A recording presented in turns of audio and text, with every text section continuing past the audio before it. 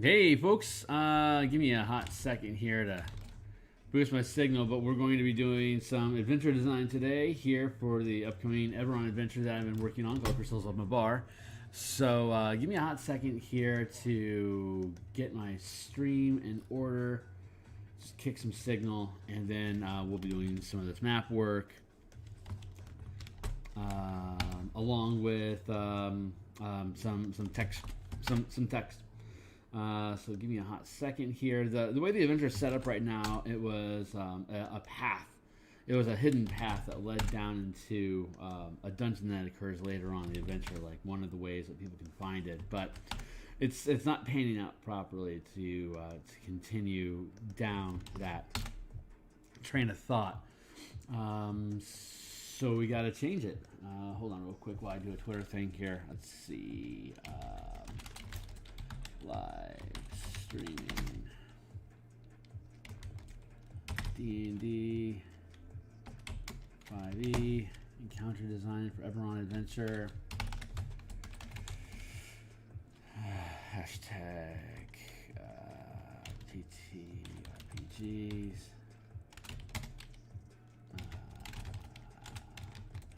DM.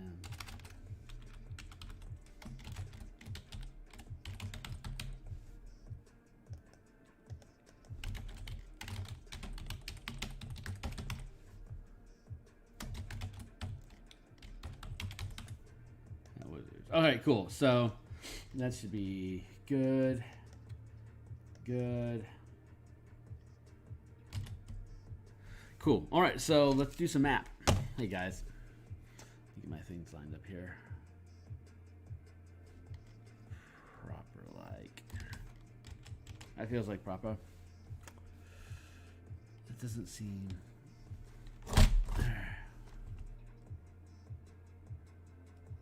Fix my board, fix my board.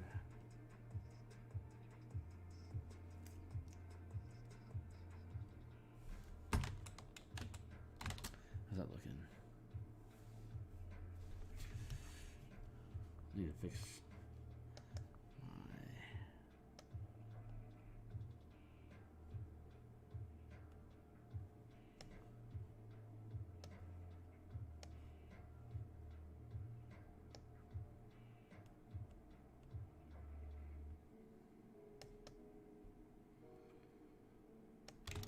Huh.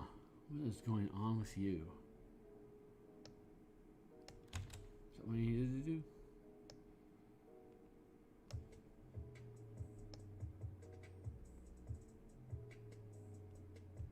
Sorry, my alignment's off with my...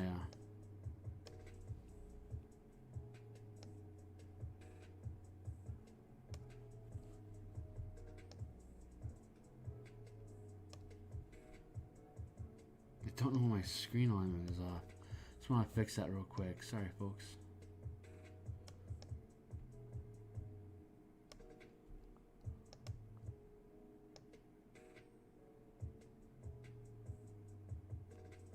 Huh. Feels really, really weird.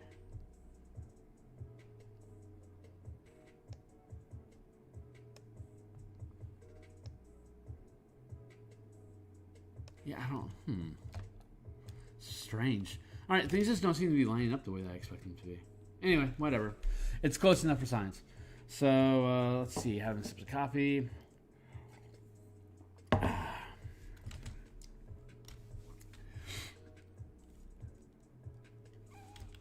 Right.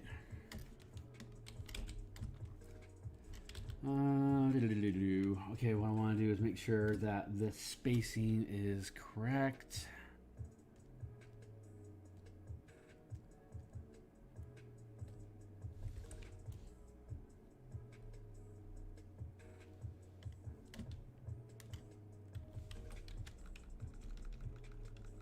It's a 15-foot drop into the chamber. So I want to make sure the lines are specking out proper.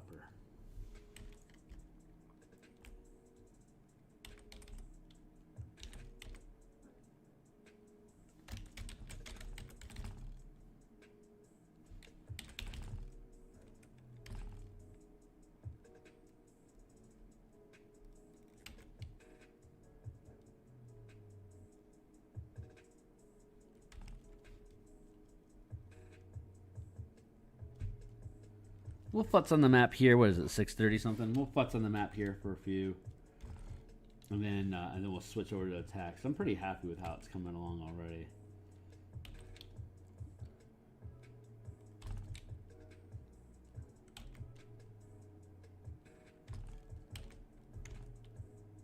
I mean, as far as a rough is concerned, anyway.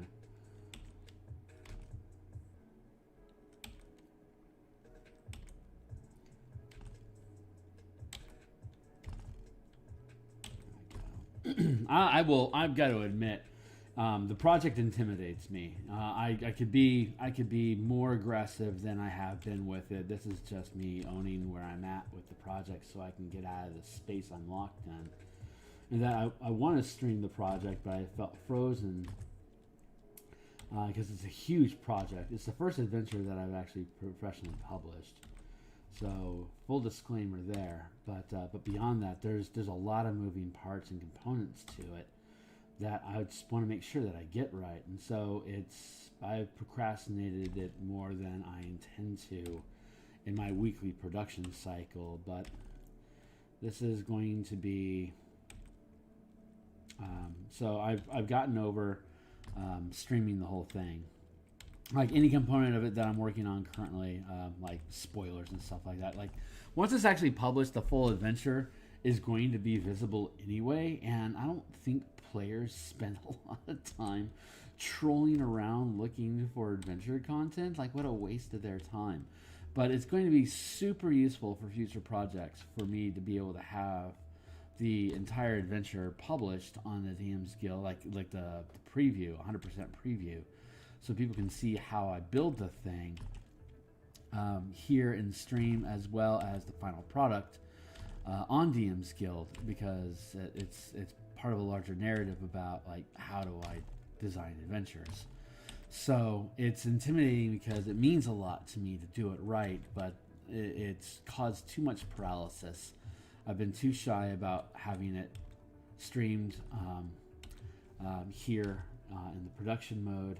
And that's one of the strong suits about the stuff that I do is my willingness to stream the production of the content, the writing of it, the art production, the map work, all the yada yadas. That's what I want to bring to the table, and so I don't know why I've been bashful about streaming this production too, but it's time to be over that. I know the later part of the adventure is because I've been playtesting it, and I don't want folks that watch my stuff are more likely to be motivated to assist in that effort. But the audience, my audience is so small right now. Who cares?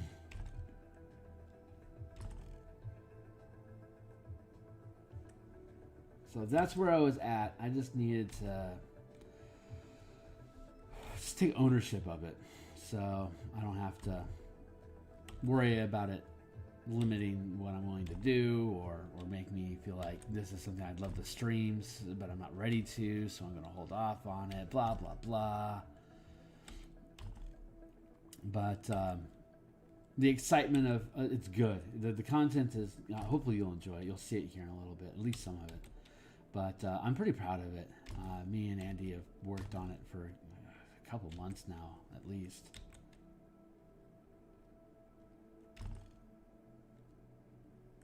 And it's good stuff. I'm pleased. I'm looking forward to doing this format more. The guest DM playtest that I had done on Babies with Knives for the 5-color mana spell point variant rules allowed me to use the same method of design for the sample for the playtest adventure that I created for them to play color mana characters through. And that's pretty much what locked me into doing this style of game. But I wanted to create something fresh and new using the system that's being developed here. And but the adventure that I had as that playtest,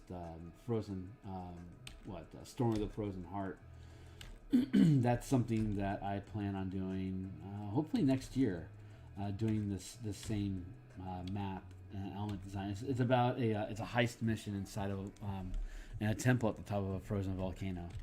So there's a lot of really fun.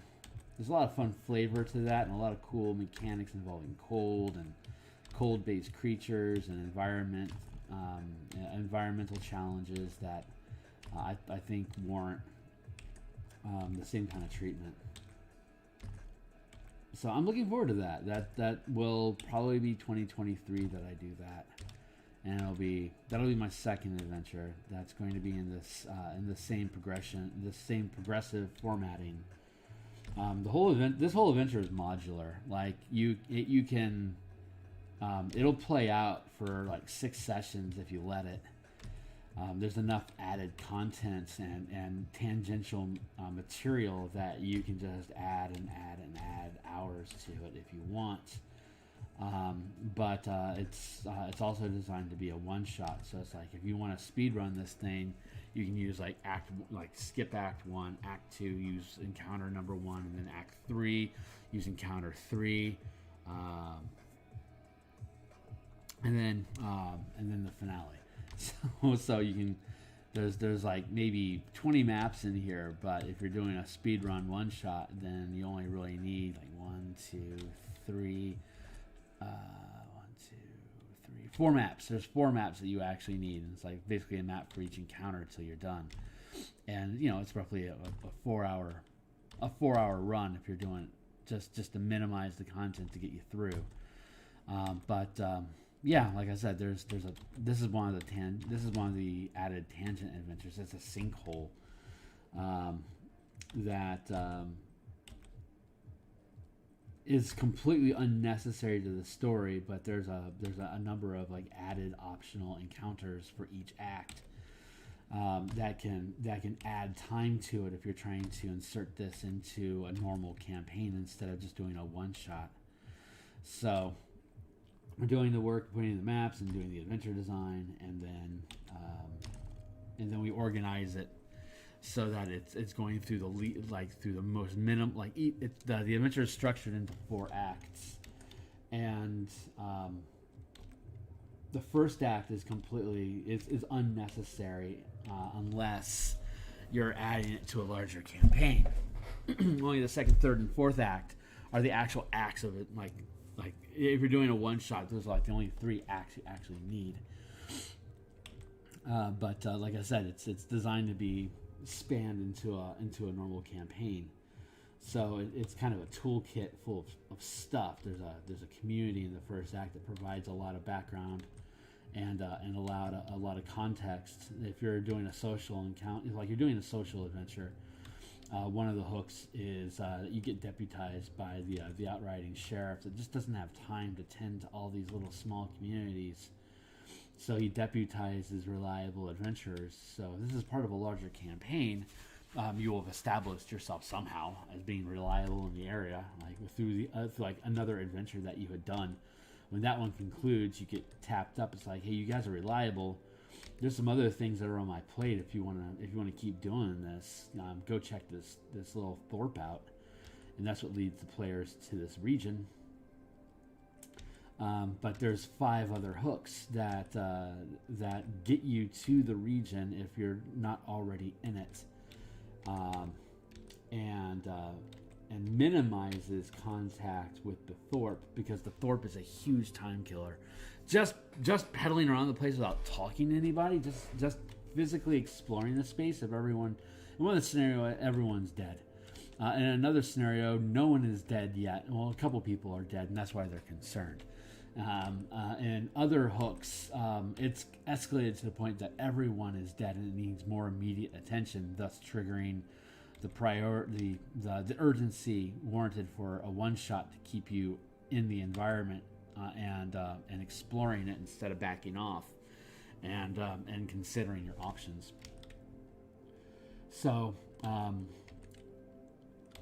you find out what's going wrong from the community, or your hook skips past finding out what's wrong in the community because you're just preloaded with the information about what's wrong in the community, and it's your job to go in and fix it. So hold on real quick. I want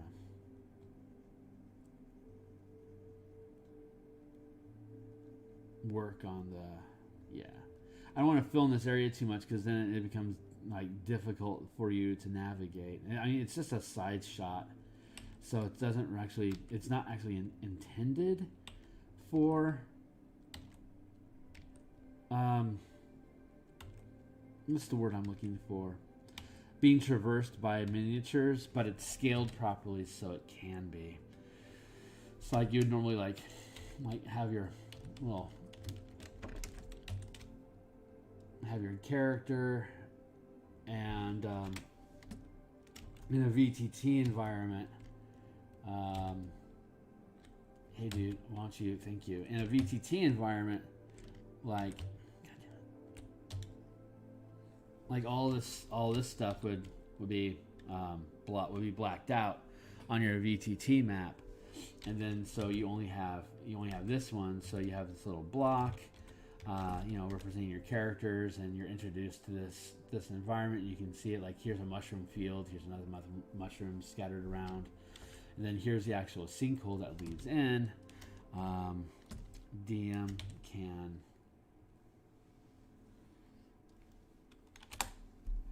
have this half prepped so that when there's undead coming out of the hole, so it's on this map here that the characters are initially going to be engaging undead coming out of the area.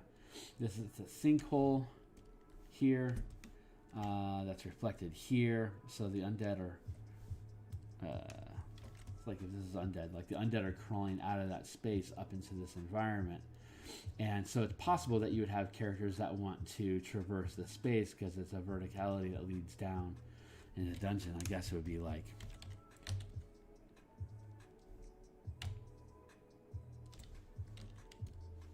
like the DM would show like that's what you can see, and then there'll be like watermark over that.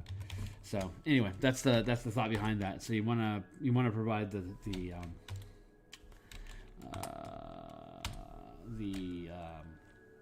cross the man, words are escaping me. I don't know what that is. The cross view, so that you can see what the spacing is involved with it. So anyway, having said all that yet, that is where we're at right now, and this actually needs to be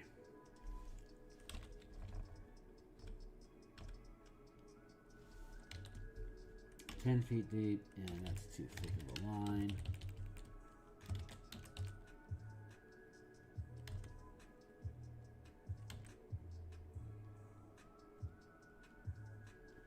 The idea here is that this used to be this is a rusted out, basically iron box. The facility, the lab that the underground laboratory that the team ends up in later on in the campaign, in the adventure, has numerous rooms that used to be for manufacturing or experimenting on new undead and war machines and tools that integrate undeath.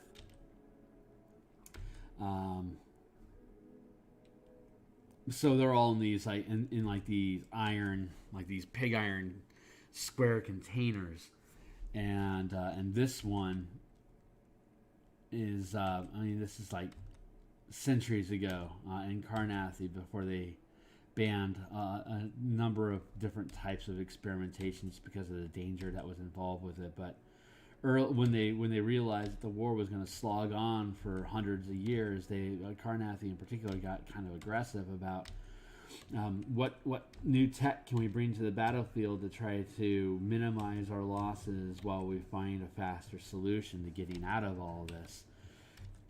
And so they got a little risque with their undeath, 400 years ago, and that led to all sorts of mishaps. And so they'd have these iron rooms where they would do these experiments, and excuse me. And so they have to be able to seal them off and get them away. So there's a rusted out giant warforged crane that's basically jutting out of the ground. That's now a lair that we'll see a map for later on this week. We'll just build that out, but that's like one of the optional encounters is this sinkhole with this buried iron chamber that's rusting out and has the sinkhole effect happening, like just got rusted out in the ceiling. So I'm just gonna have like one of the you'll see the details when we get to it. We'll get to that in a couple minutes here.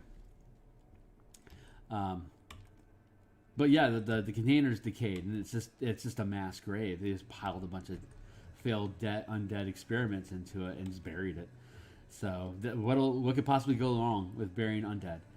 So that's where we're at right now, and obviously it's torn a hole in it, and that's from the environment that the players are dealing with during the encounter. It has this corrosive effect on the environment. It's like in Magic the Gathering colors, it's like black overtaking green in the environment. Like all the nature just rots out, and it leaves behind this undeath, this eminence from the plane of death, Mabar.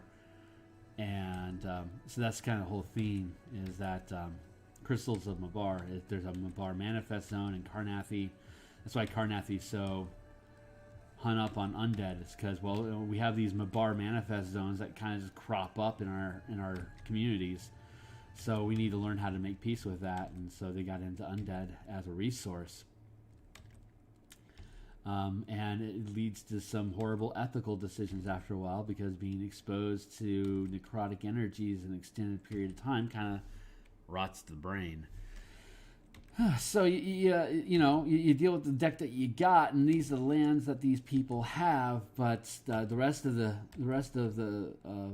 five nations just kind of look at them sidelong as you guys are just playing with stuff you really shouldn't be messing with. It's like people look sidelong at Thrain. It's like you guys are way too obsessed with divine messaging from these angel entities for you to really be looking out for what's best for us as a species.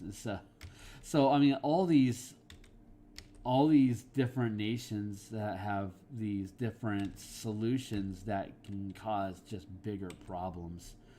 And that's, I think, one of the things that makes Eberron so fun. It's like there's so many quirky environmental things built into the campaign setting that you can really play up how different communities are just a result of the horrible environments that are provided inside the game space. And so, as a DM does, trying to noodle through the thought processes of, how does this stuff affect what you do? You can come up with cool adventures like this. It's like, well, Karrnathi pushed too far at multiple points in their history on doing undead stuff that they really shouldn't be doing, and they suppress information instead of sharing it. So it's not unusual that people will glom on to the same idea and not be open about sharing it, and realizing that maybe often too late that they're treading over the same ground, and that same ground is cursed. So they have recurring problems, and there's greed and profit involved in this one, because this Mabar environment, things like grow in it, quote unquote grow in it, that can be exploited and utilized for arcane spell, like as a focus resource. So there's money involved in here specifically for the Karrnathi nation. Like the way that they do magic, the stuff that comes out of these manifest zones is potentially profitable if you can harvest it. So that's one aspect of this adventure, is this attempt to harvest material by questionable organizations that, Ripley style things go sideways, kind of like Aliens, and now they have to, like, that's some of the hooks. Like a couple of hooks is all about, things got pushed too far, it's now questionable, what's happening there is now really questionable. We need eyes on the ground to see what's happening and what needs to be done, and that's your job, to gather that information or stop whatever this threat is. It's too dangerous to continue, and if you run into opposition, have the freedom to do whatever you need to do to resolve it. So there's, you know, there's a combat path and there's an exploration path, and the sheriff is like a social path where you can get into these community, like nearby communities, and ask them about the horrible things that have been happening. And you're deputized, so you have the authority to ask these questions. So you can easily spend two whole sessions, you know, a good 8 hours just in the local communities, poking holes and asking questions about stuff if you want to.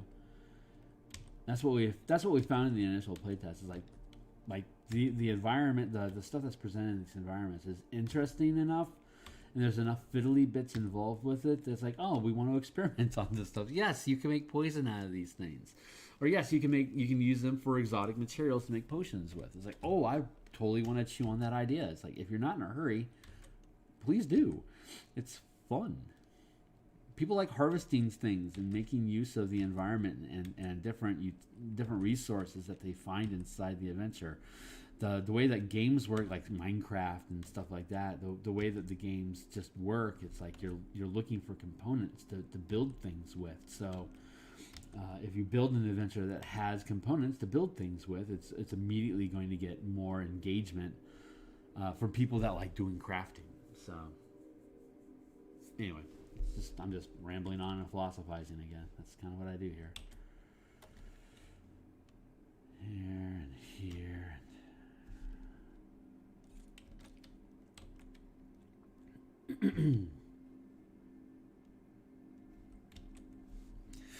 Yeah, you got the dots.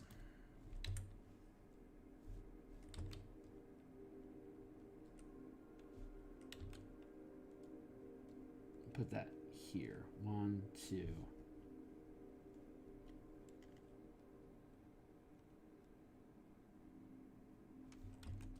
Yeah, one goes up here. And then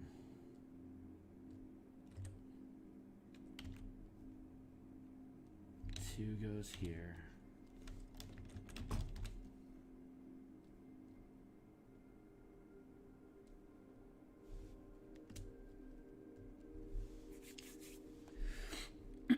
We are almost done here. We at 7:01. That's pretty good timing. We're almost done. So we're almost done with this map, and then we're going to basically just cut and paste it and drop it into the Google Doc that we're building the map out of. And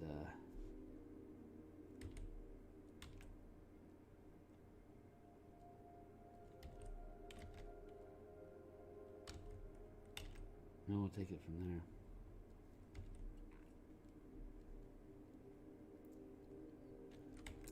I don't want to over dramatize that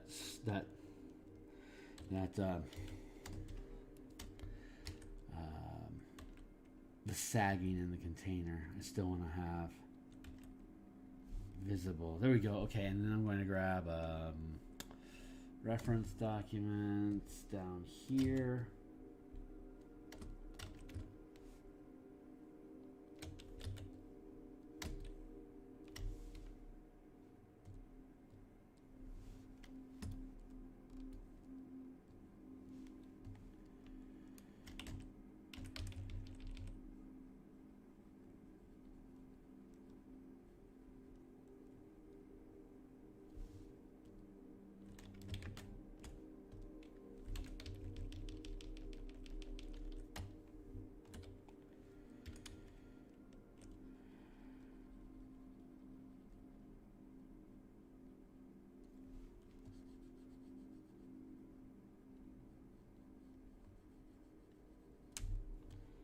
Basic color for now.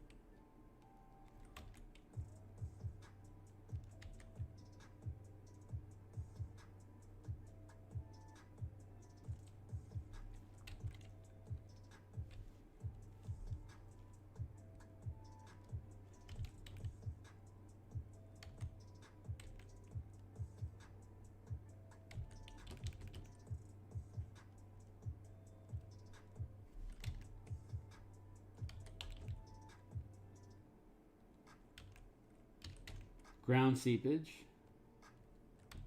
It's not a sealed container anymore, but it's buried. So the water that's flooding in.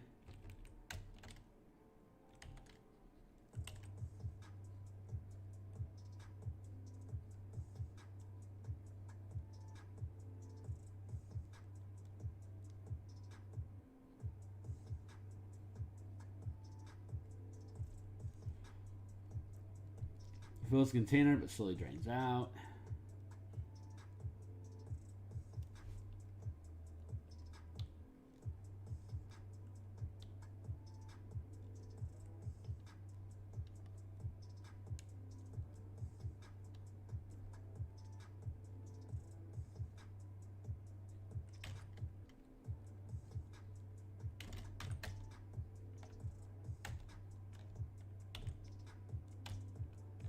Started watching Infinity Train on HBO. That's a cool show. But I started, I should say I binged, and it's only 15-minute episodes, but I'm in the 3rd season, and I am just very enchanted by the entire, the design of the show in general.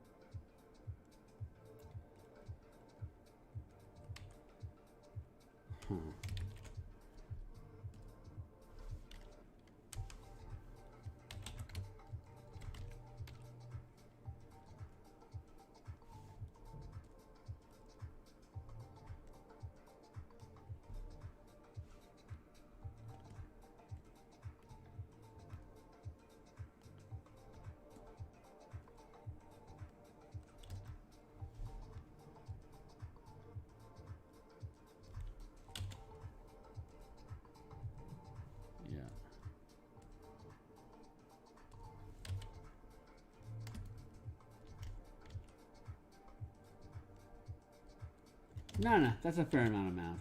I like that. I think that works.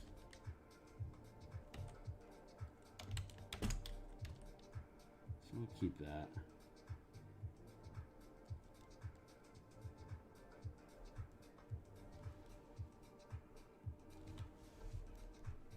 Maybe we'll adjust it a little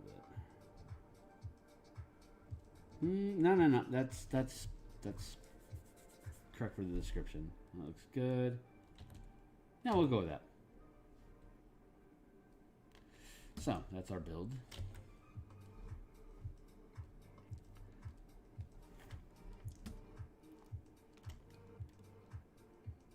Boom, boom.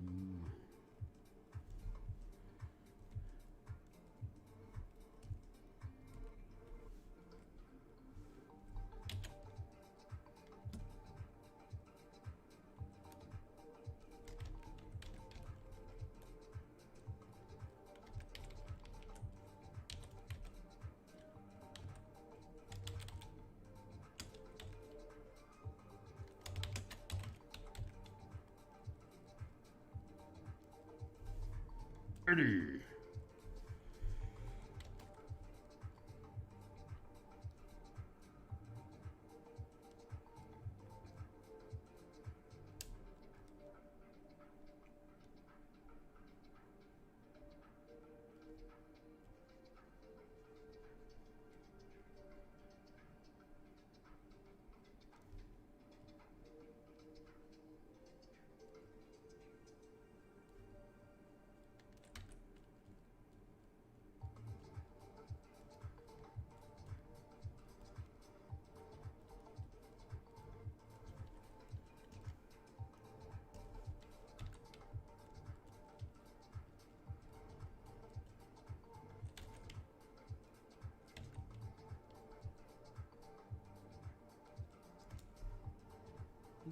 Let's switch to that wedge brush.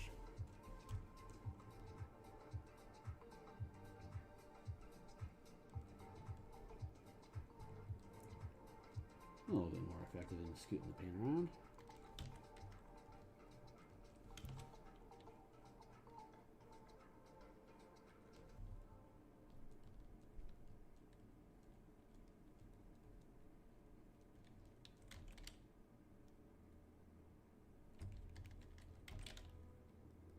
Wait for this to finish rendering, and then we'll pan out.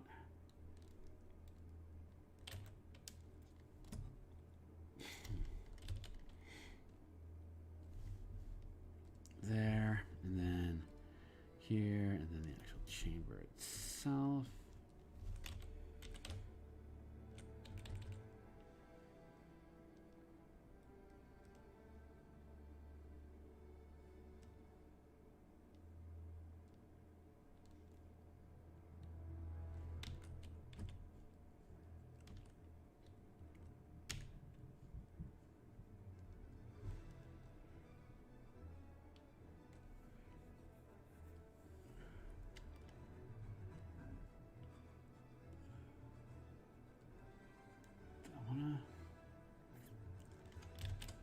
Yeah. Leave that like that.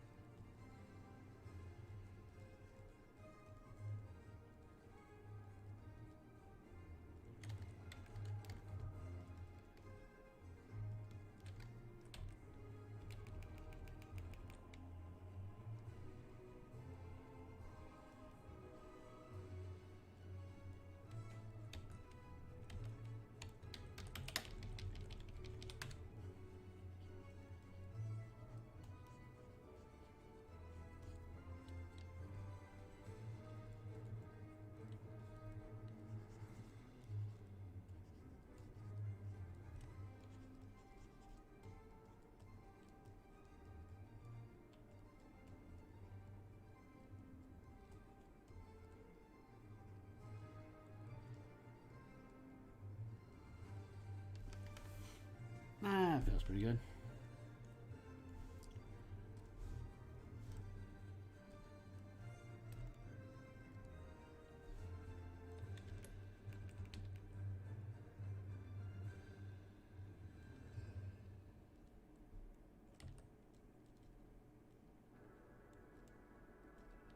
There.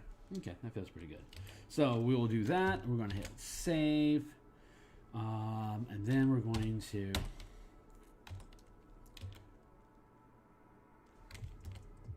I'm just going to fetch a snipping tool.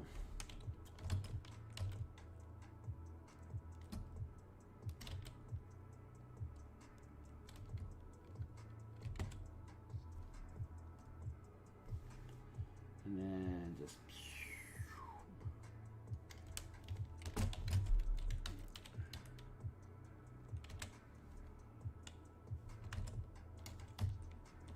and then we'll drop out of the document. There.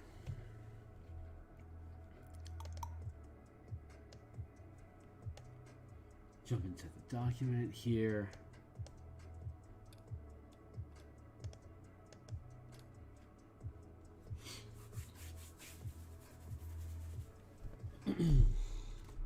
This is all pre-edits, so I mean, you know, be generous in your judgment. Plague moat encounter, map 1.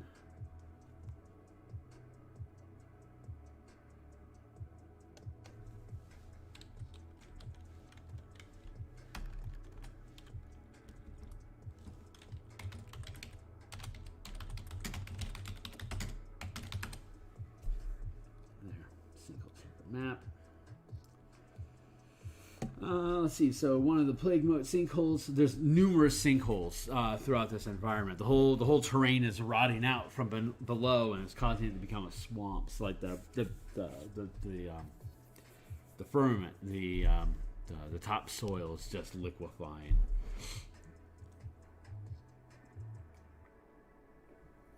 $7.15. Cool. One of the plague moat sinkholes falls through into a buried chamber.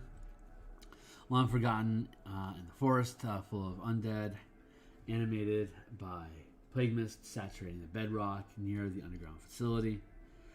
Until the characters climb down into the chamber, there's no telling how many undead are within.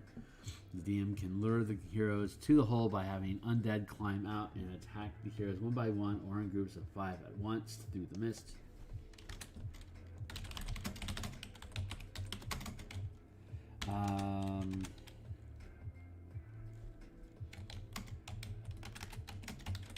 A DC 13. Wisdom, survival, check, survival or wisdom or nature.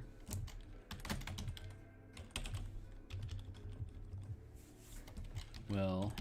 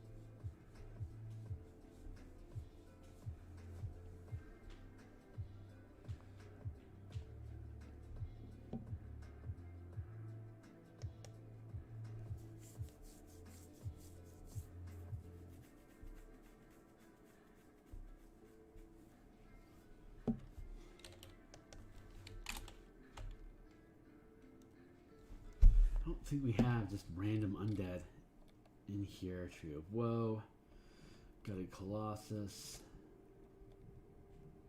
including Act 2. I don't. Let me think. I think we have. Well, I know we were talking about having just random undead running through here. So give me a second here to see if I can track that down. Sinkholes, the fields.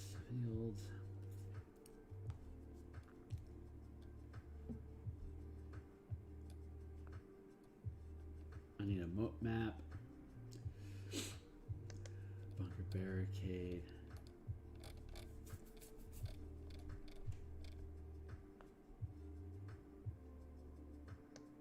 Okay. My mic on? I don't even know if you guys can hear me or not. My mic was further away than I expected it, so I don't know if I've been audible or not. I guess I could have checked my mic. I wasn't really... Anyway, whatever. I don't even know why I'm lamenting.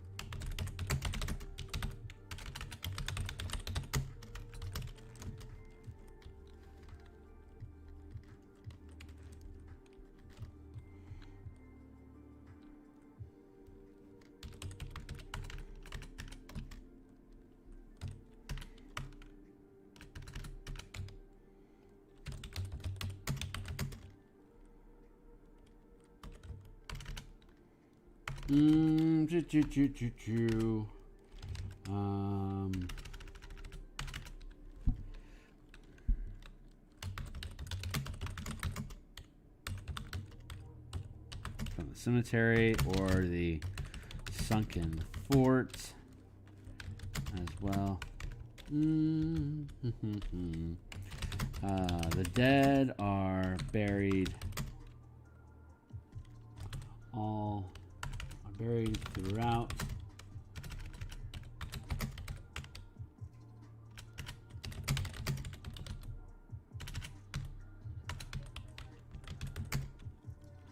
There are multiple mass graves as well.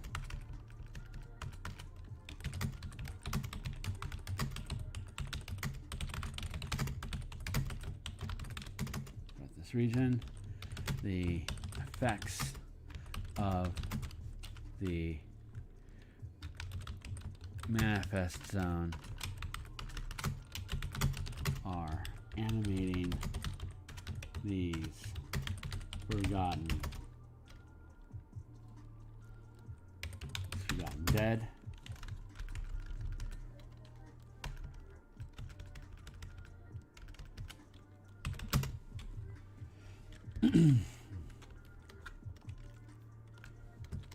Undead rising from their graves in the cemetery, as well as the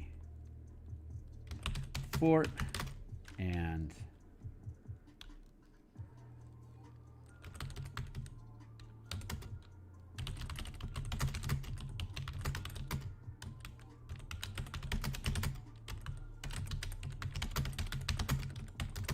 the way to the surface and roaming, beginning to form packs of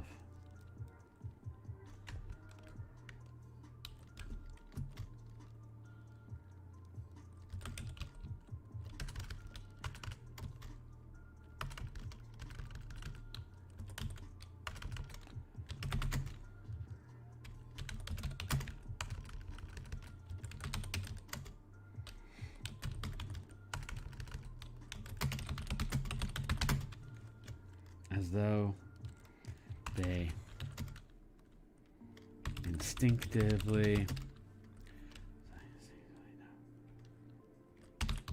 follow their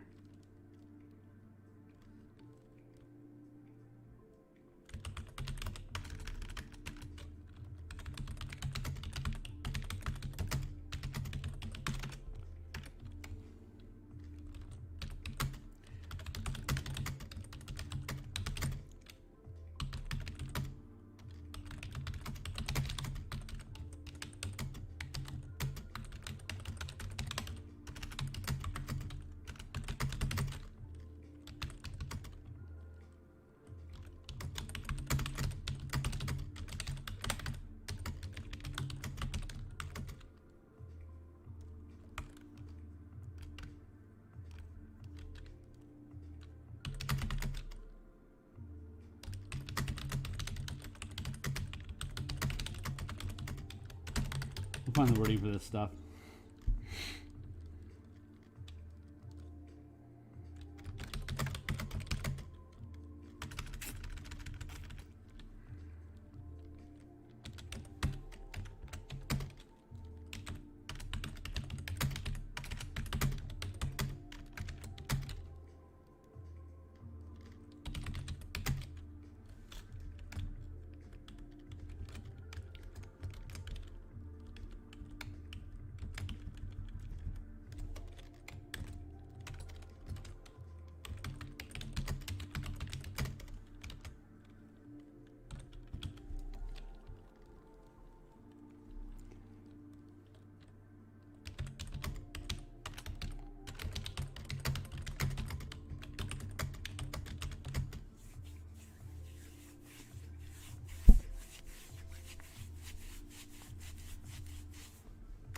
Not sure if I'm gonna miss any time.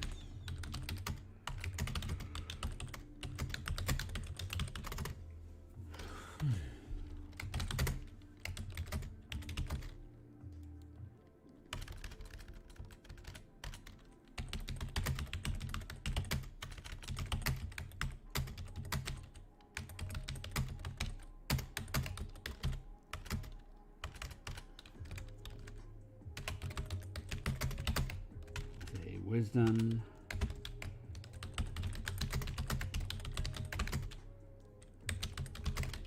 DC 13. That will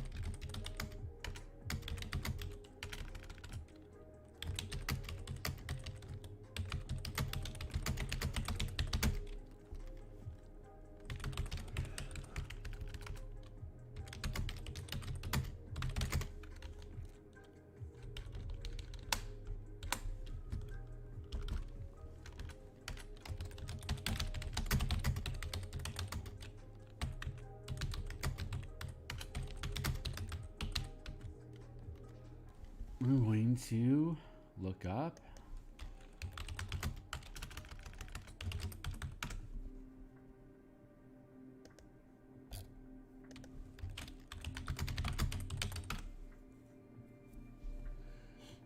remind me how far back in time we can go with Speak with Dead, because that informs what kind of information the team can just gather. So, someone's life is mass, fails, answer questions. The spell fails of the course was the target of the spell within the last 10 days. Sure, but then let's go to... this is an 8th level adventure, which means that folks have access to 4th level spells. So I'm going to go to the master list of all spells. This is the color mana spell list that's in the link below that you get when you purchase those books. But it's also a super useful resource to me because it just lists out all the spells that exist in the game. So I would expect characters to have access to 4th or lower levels. So let's see what's inside here that the team could possibly use to gather information.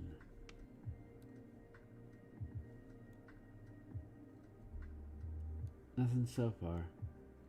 I think it's 5th level that you really start to get useful info. Commune with nature, yes. Contact other plane would also be viable, but a complete waste of time on like what's the origin of this undead. Okay, we are content. Let's see, it's 7:30. We're doing good. So great. So Speak with Dad not going to be so useful.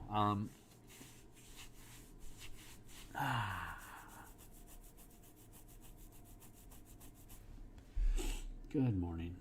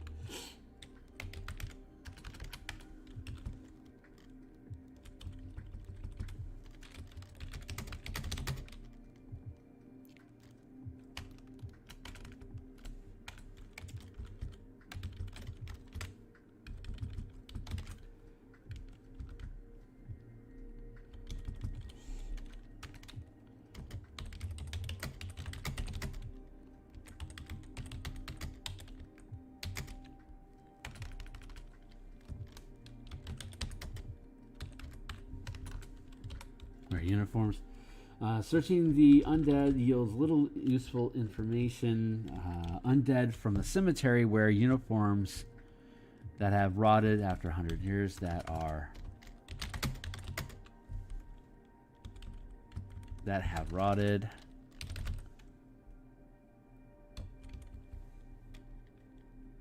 And exposure to the manifest zone.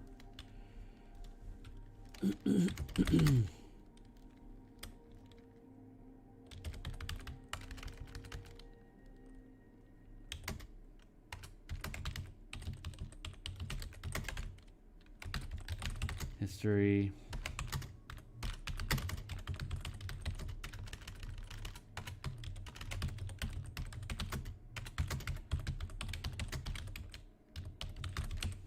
Or knowledge of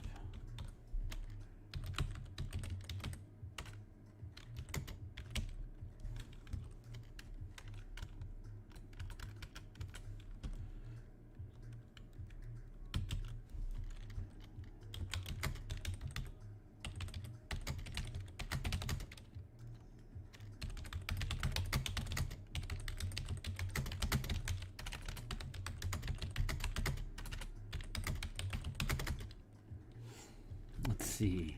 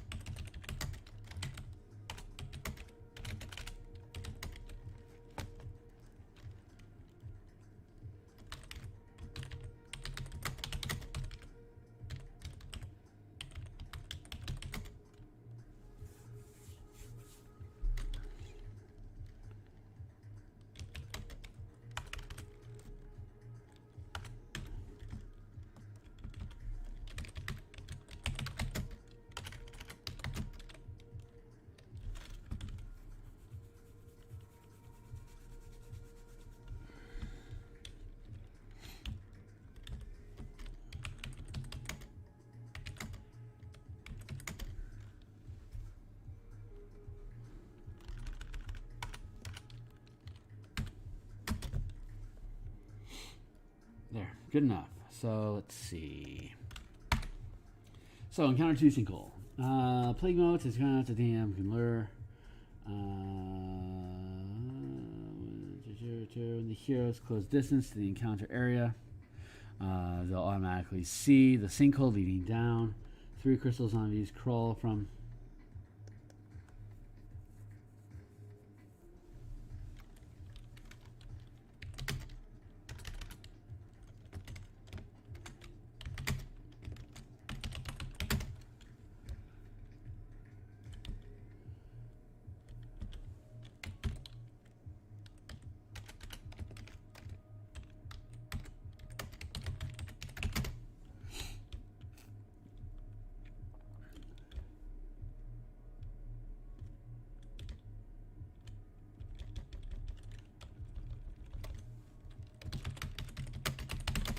Out.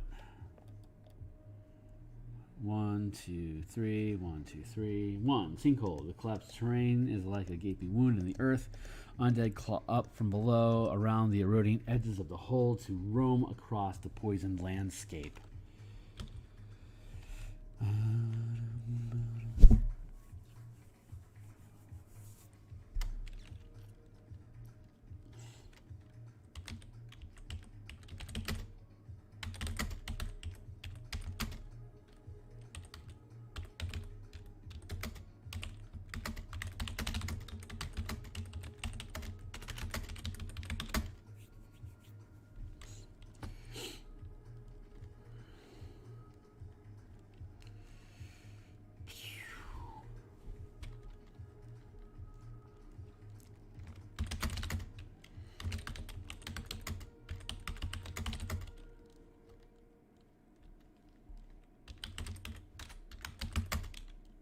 Let's see. So rainwater and runoff trickles down into the dark depths below. If the characters ignore the landmark, undead can continue.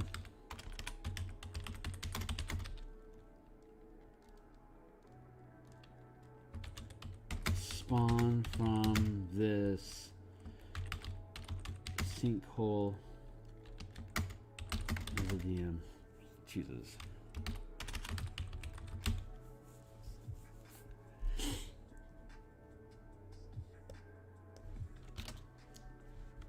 To flooded chamber. You should be.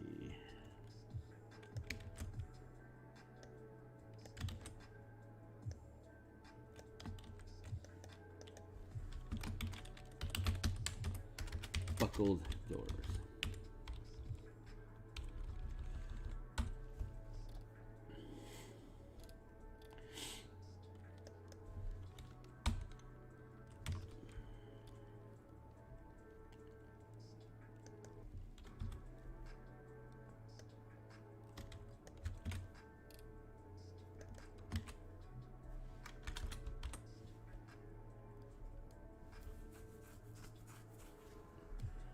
The sinkhole drops 15 feet from above. 1, 2, 3. Check.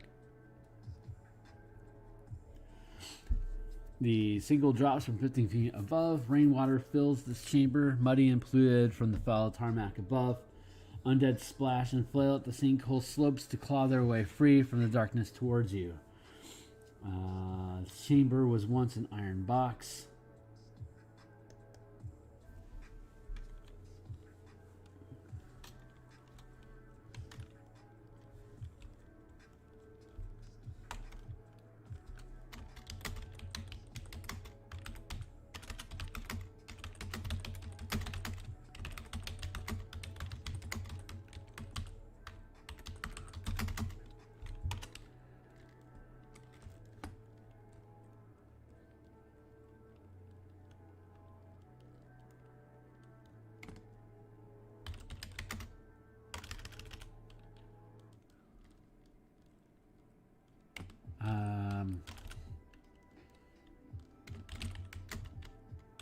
This one was full. Was a mass.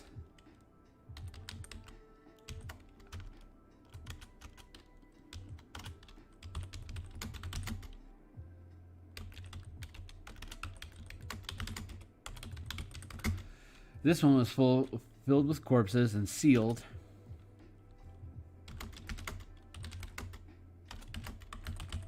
Then buried.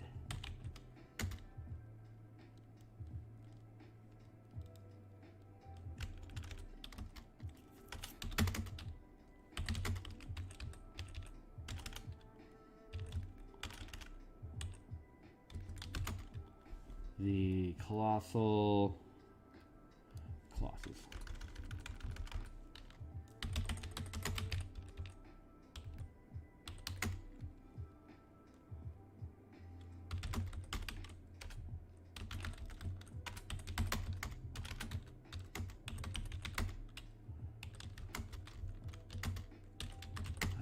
Heavy.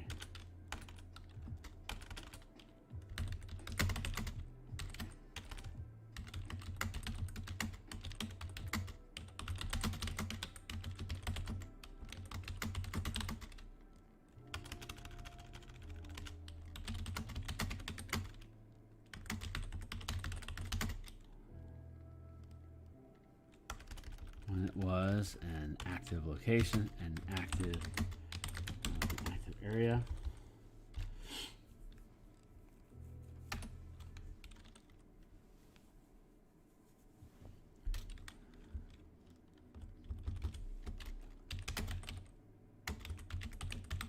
The container has corroded. The ceiling and sides of the container are corroded and are nearly collapsing from the unnatural rot of Mabar's environment overtaking the forest. Enough air remains between the ceiling and water line, allowing anyone dropping in to tread water and breathe safely. The water is 8 feet deep in the caved-in sinkhole,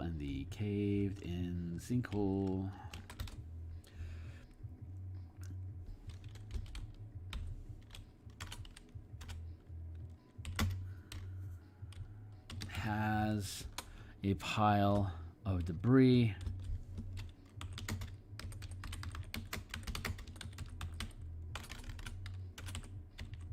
And rock beneath the water to allow wading on the mount at waist height, allowing undead and characters to stand on it and reach the sides of the sinkhole to climb free. The water slowly drains from the chamber. Through the buckled doors in the chamber.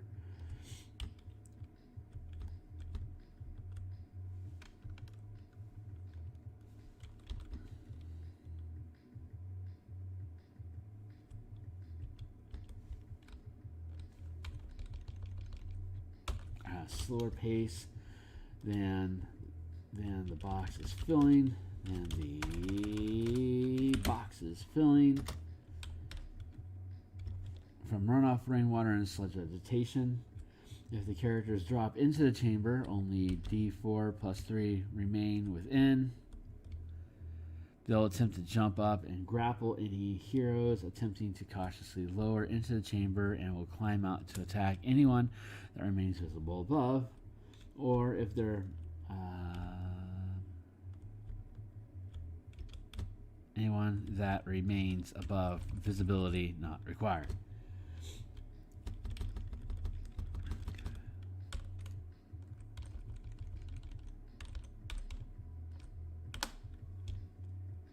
Any characters drop in without caution will be attacked by the remaining undead immediately.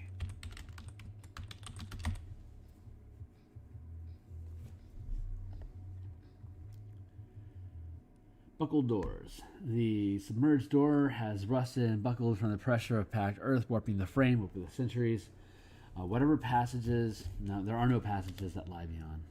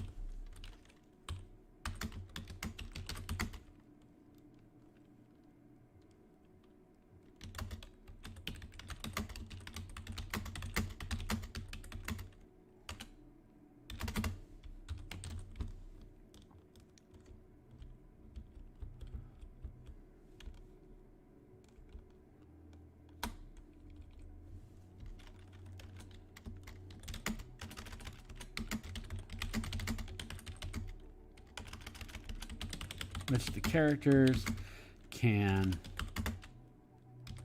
determine if they pry the doors free to investigate further.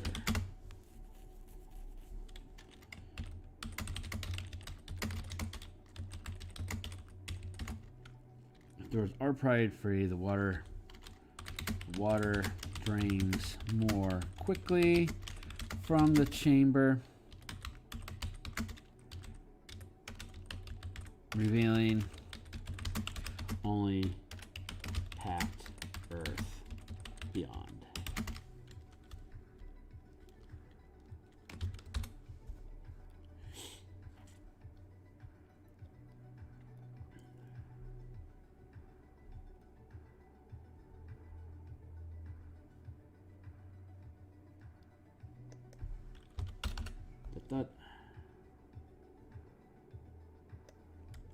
Let's do it this way.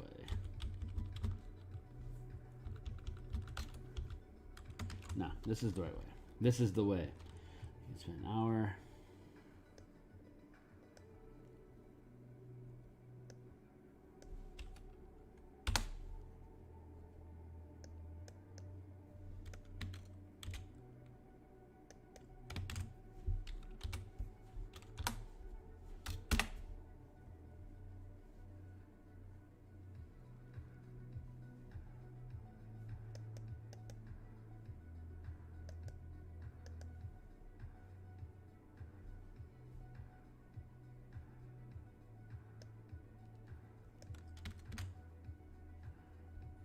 somehow clear the water from the chamber or remain submerged during the investigation. You can spend an hour submerged to pry the ruined doors free of their frames by brute force, but only packed earth awaits them on the other side.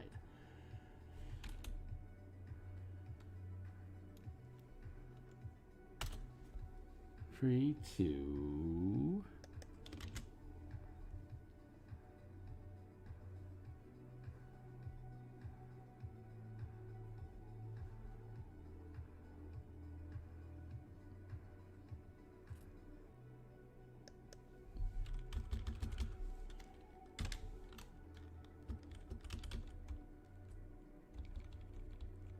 If they do...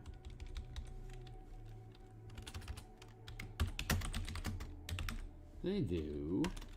The water drains more quickly from the chamber, revealing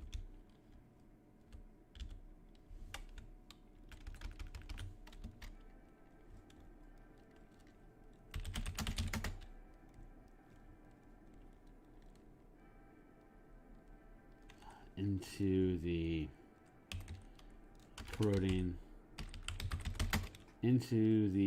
corroding earth from the chamber, revealing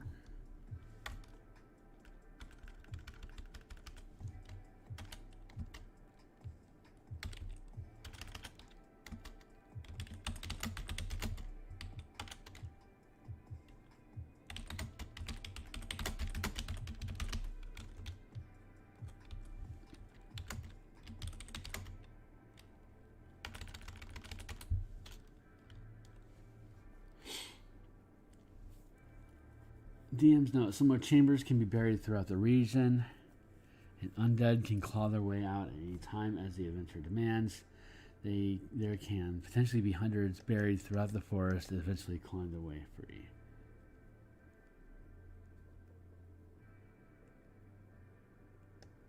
The undead can emerge at any time as the adventure demands. There can potentially be hundreds buried throughout the forest, eventually clawing their way free. Full stop. And it's 7:50. So that's that encounter. I think tomorrow we're going to be working on the Gutted Colossus. And then we'll work on the Tree of Woe. I may have time to do both tomorrow, maybe not. I've got another design meeting for the project as a whole tonight. And then after that, I may be picking at these details further, or I might switch gears and do some design work. But like I said, I'm getting over my shyness towards working on this project, and I'm hoping that is going to result in a lot more production.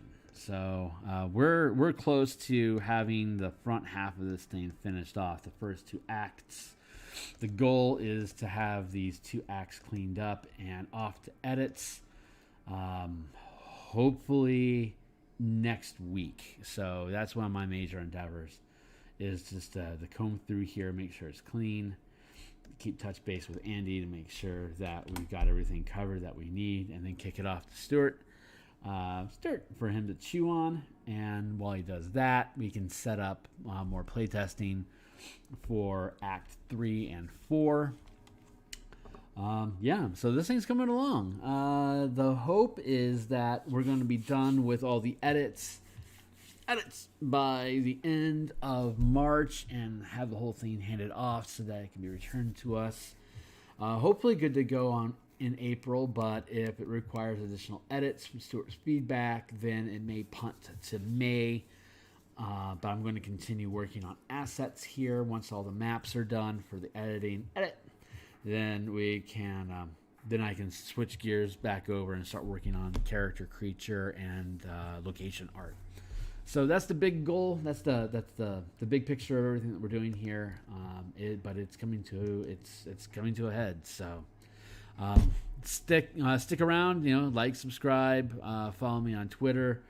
Catch where this is going, and we'll see you probably later on tonight. Cheers.